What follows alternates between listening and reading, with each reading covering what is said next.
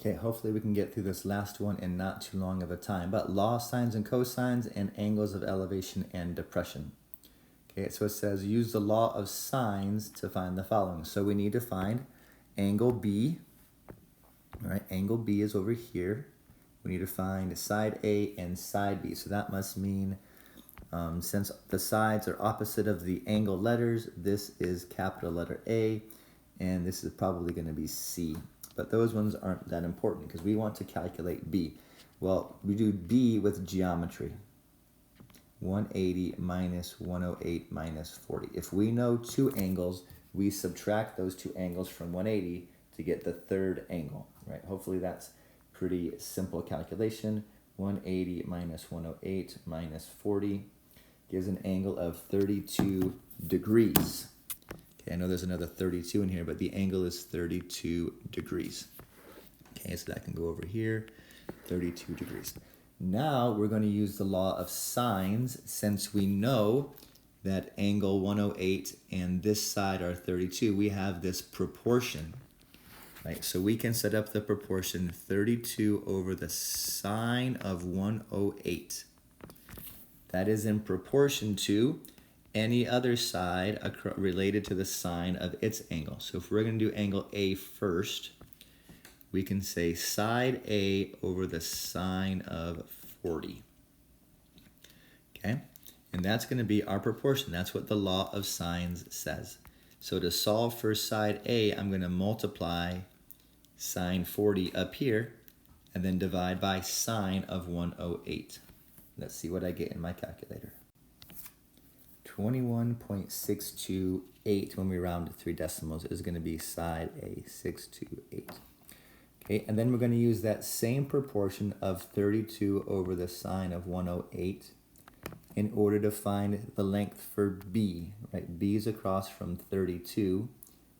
So we're going to say side B over the sine of 32. Okay, so then we're going to multiply by this denominator here, 32 times the sine of 32, and then divide that by the sine of 108. And let's see what we get in our calculator. 17.830. Okay, so now let's see if these make sense. The biggest angle is 32, and that's the longest of our sides. So that's a good thing. The biggest side should be across from the biggest angle. And then A, 40 degrees, is larger than B, so side A, oh good, side A is in fact larger than side B. Okay, so these answers make sense, okay, that they actually are in the right kind of proportions. Okay, so if we're finding an angle, then we have to do an inverse. But if we're finding in a side, then you simply cross multiply and divide, basically. Okay, so here's the law of cosines. Notice we have no angles whatsoever, so we can use the law of cosines to solve for one of our angles at a time. And our longest side is 18, so I'm going to find the measure of angle C first. Okay, that's always a good strategy, is to find the biggest angle first. That way we eliminate the law of sines ambiguousness. So this goes like, here's a law of sines, or law of cosines rather. So we take 18, the side we're finding, and set it by itself. 18 squared equals 9 squared plus 16 squared minus 2 times both of those sides times the cosine of the angle C, right? It's because it's across from the side. We're always finding the measure of the angle across from the side that is by itself. So 18 is my side, so I'm finding angle C. Okay, so now we're going to do our calculator stuff. We're going to do 18 squared, 324. Okay, I'm going to add these two together, 9 squared plus 16 squared at the same time. So 9 squared is 81 plus 16 squared, which is 256, I believe. But when I add them together in my calculator, I get 337. minus, now I'm going to multiply my numbers, 2 times 9 times 16. Right, just the numbers, and this is the coefficient of cosine. Okay, so that's how we start. We get our sum together, and then we get our cosine product together. Because now it's just a matter of algebraing this. We're going to minus 337. Right, subtract that. 324 minus 337 is negative 13, and it's okay that it's negative, don't worry. Negative 288 cosine of C. Okay, and now we divide by negative 288. So in my calculator, negative 13 divided by negative 288 is a tiny little decimal. Right, so I'll show you the decimal. 0.045138 equals cosine of C. So then our last step is to take the inverse cosine of that fraction. Okay, take the inverse cosine of this fraction. Because that's how we find an angle, is by taking the inverse trig. And my calculator says I have an angle of 87.4 degrees. 87.4. Okay, so that's angle C, 87.4 degrees. Okay, so now I'm going to do the same thing because I want to practice my law of cosines, and I'm going to find angle B because 16 is my next biggest side. Okay, so that would say 16 squared equals 9 squared plus 18 squared minus 2 times 9 times 18 times the cosine of B. Okay, and I'm going to do the same thing. I'm going to evaluate 16 squared. I'm going to add these two together once I square them, and I'm going to multiply 2 times 9 times 18. So there are those calculations, 256, 405, and 324. So minus 405 from both sides. Right, we're going to subtract our number first. 256 minus 405 is negative 149. Okay, now we're going to divide by negative 324. And then we're going to take the inverse cosine. So I'm just going to write it here so that we can go on and find angle B more directly. Okay, so the inverse cosine of 149 divided by 324. My calculator says 62.6 degrees.